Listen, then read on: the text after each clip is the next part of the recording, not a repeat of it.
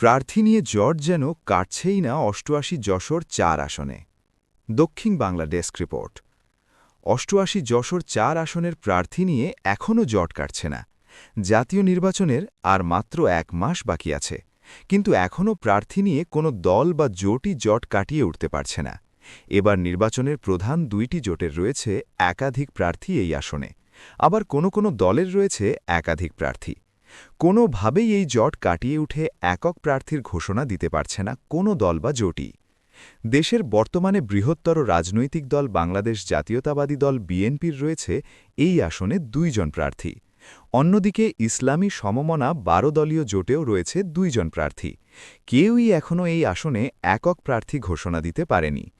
BNP থেকে মতিয়ার রহমান ফারাজি নাকি engineer T S Ayub, এই নিয়ে চলছে জল্পনা-কল্পনা। অন্যদিকে ইসলামী সমমনা ১২ দলীয় জোটে বাংলাদেশ জামায়াতে ইসলামীর অধ্যাপক গোলাম রসুল নাকি ইসলামী আন্দোলন বাংলাদেশের অ্যাডভোকেট বায়েজিদ হোসাইন।